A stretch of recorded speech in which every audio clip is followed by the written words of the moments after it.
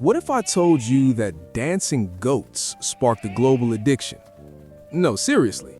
The $200 billion industry in your hand right now, the fuel behind revolutions, empires, and your Monday mornings, all started because some goats couldn't stop bouncing. This is the story of coffee, and it's way darker and stranger than you think. Ethiopia, 850 CE. A goat herder named Kaldi notices something bizarre. His goats are acting different, hyperactive, almost dancing after eating these mysterious red berries. So naturally, he tries them himself. And booming, instant energy rush. That moment, humanity's first taste of caffeine. But here's what most people don't know. Ethiopians didn't brew coffee the way we do. They chewed the berries mixed with butter and salt. They brewed tea from the leaves. They turned the cherries into a thick, energy-packed elixir. They knew they'd found something powerful. Fast forward to the Middle East, coffee spreads fast. By the 1450s, Sufi mystics in Yemen are using it to power all-night prayers. But as it grows popular, it becomes controversial. So controversial that in 1511, coffee was literally put on trial in Mecca. The charge? Was coffee an innocent drink or a forbidden intoxicant?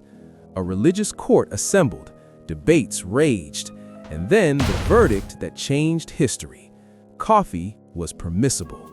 And just like that, the floodgates opened. Coffee houses exploded across Damascus, Istanbul, Cairo. These weren't just cafes, they were the beating heart of the Ottoman Empire, hubs for conversation, entertainment, politics, rebellion. Your local Starbucks? Its DNA comes from right here. Then coffee hits Europe, and everything changes. London, 1650s, the first coffee houses appear. Within 10 years, over 80 of them. They called them penny universities. For the cost of one cup, you could debate science, philosophy, revolution. And the king?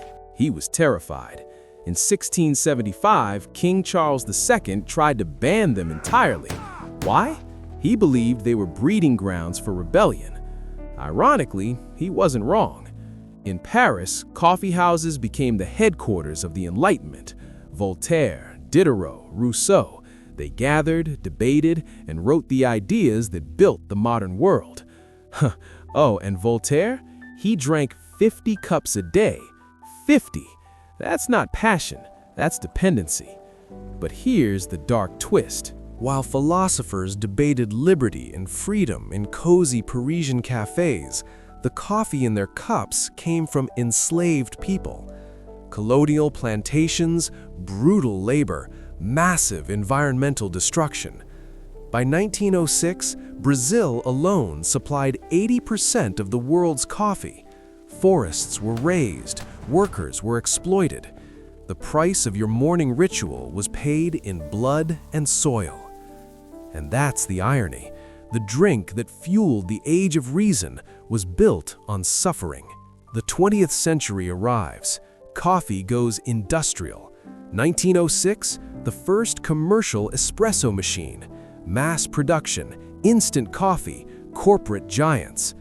By the 1950s, the coffee break was written into union contracts for American workers. It wasn't just a drink anymore, it was a legal right. Coffee had become essential to productivity, to society, to survival. And that brings us to today. Coffee is everywhere, but its future? Uncertain. Here's the problem.